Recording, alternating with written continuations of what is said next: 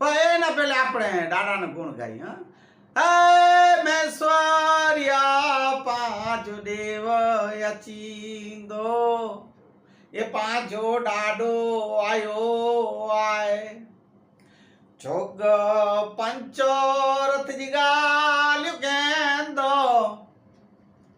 જગ મંડાણ જાલે ખાડી દો નગનાદો એ ગત કે વિરાયને મારો સોણાઈ દો આ મેઘવારા પાંચો દાડો આયો આય એ પાંચો દેવ આયો આય મને એ હવે દાદા આ રૂપ ધરીને નથી આવવાનું ના. કૃષ્ણ એમાં આવશે જે કહી ગયા છે.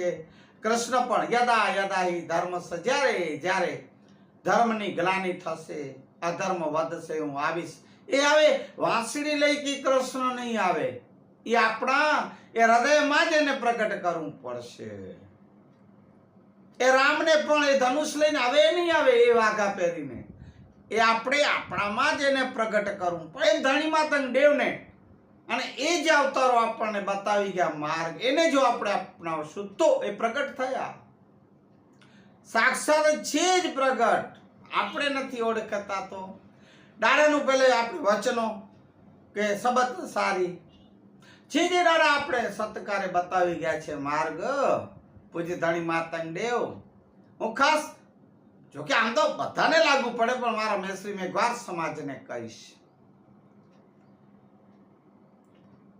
કે હું માતંગ પુરાણનું જ્ઞાન જે કથન જ્ઞાન વાંચી રહ્યો છું. જ્ઞાન કથન એમાં પણ એ પ્રસંગ આવી ગયો.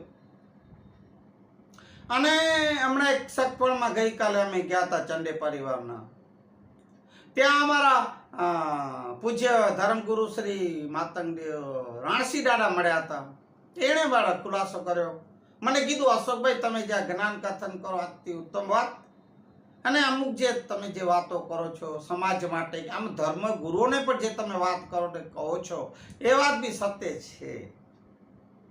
એમાં હું પણ અમારા ધર્મગુરુ માતંગોને કહું છું કે માતંગ દેવ જે આપણે કરી ગયા અને કહી ગયા એ આપણે કરવું જોઈએ. હજી પણ સમાજને ઘણો ફાયદો થાય એ રીતે કહ્યું. સાંભળો.